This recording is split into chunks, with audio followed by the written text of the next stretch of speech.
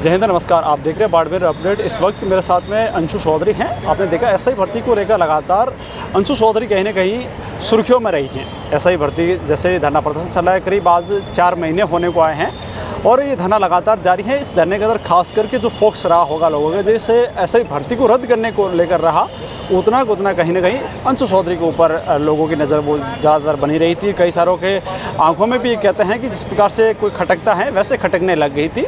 आज अंशु फिर से हमारे साथ में है, एक फिर से धमाकेदार वो इंटरव्यू करेंगे और तमाम वो बातें जानने की कोशिश करेंगे कि आखिर एसआई भर्ती को लेकर जो धरना प्रदर्शन है इतना लंबा क्यों खिंचता जा रहा है। अंशु, सबसे पहले तो आप लंबे टाइम से एक बार फिर इस धरने स्थल पर पहुँचे हैं, किस प्रकार की पढ़ाई चल रही है, क्या कुछ है वो बता दीजिए पहले। सर काफ़ी टाइम हो गया। पहले तो ये क्या थोड़ी तबीयत ख़राब हो गई थी, बुखार हो गया, और फिर अभी क्या है पटवारी वाला एग्ज़ाम है सामने, पढ़ाई भी करनी पड़ती है, घर वालों का फोर्स भी बहुत ज़्यादा है और हमें भी मतलब अब लास्ट टाइम दे दिया घर वालों ने कि भाई बेटा अब लास्ट है ये। और अब जब से ये भर्ती आई है ना, तब से आप सोचिए एक जो खाकी का सपना लेके जो बच्चे बैठे हैं, मैं हूँ जैसे मेरे जैसे और भी है, तो हमारे तो ये भर्ती आने का मतलब है कि हमें तो अपनी जी जान झोंकनी है अब की बार। क्योंकि वही बात हो गई, 5 साल पहले लगा दी इन्होंने, तो बीजेपी हो या कांग्रेस हो, इनको युवाओं के भविष्य से या युवाओं के करियर से कोई लेना देना नहीं है। इनको अपनी प्रतिक्रिया या अपनी प्रक्रिया जो होती है इनके अनुसार होती है वो। तो आप सोचिए अभी दिए तो इनका क्या पता कितना लंबा टाइम चले, क्या पता बहुत जल्दी करवा दें।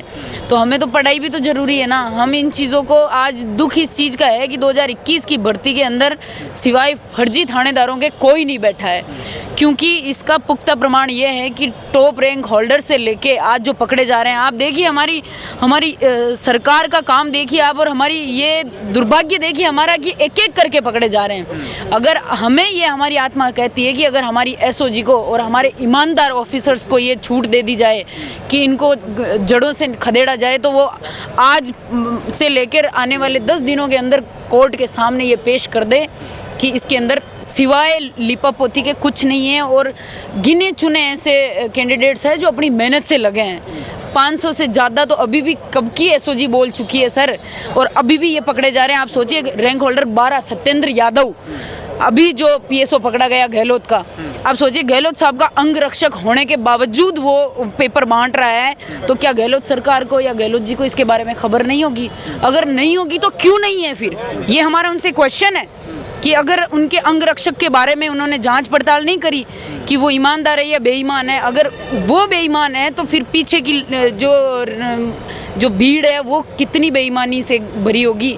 दूसरी बात सर, आरपीएससी के अंदर पुनर्गठन की मांग हमारे एसआई के जो 21 के मुद्दे के साथ साथ जो प्रमुख मांग है, उसके अंदर आप सोचिए बाबूलाल कटारा ने अपने बेटे और अपने बेटी को पेपर देख के और उनको लगाया, उनकी गिरफ्तारियां हुई, उनको जमानत मिल गई, इनको भी मिल जाएगी।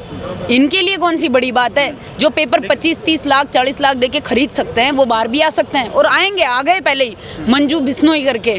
जिन लड़कियों को अपने राज्य में कितने डिस्ट्रिक्ट है ये नहीं पता, अपने देश में कितने जिले है राज्य है ये नहीं पता, अपने राष्ट्रपति कौन है, अपने राज्यपाल है कौन है, इनके बारे में नहीं पता। जो पुलिस प्रशासनिक तैयारियां कर रही है वो बेरोजगारियां कम करेगी, वो महंगाई के कम करेगी, ऐसे आंसर्स देने वाली कि आप सोचिए इंटरव्यू तक कितनी पोपाबाई की पोल बनाई होगी। बाबूलाल कटारा ने इंटरव्यू के अंदर कितना धांधली का थैला भरा होगा। संजय श्रोत्रिय से आज दिन तक सवाल नहीं पूछे जा रहे हैं। आज मंजू शर्मा से कोई सवाल नहीं पूछे जा रहे, संगीता आर्या से कोई सवाल नहीं पूछे जा रहे। आखिर क्यों?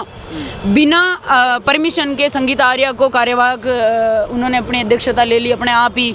मतलब आप सोचिए कि तंत्र के अंदर पारदर्शिता का तो सवाल ही पैदा नहीं होता, जबकि सरकार इन लोगों से डर रही है क्या?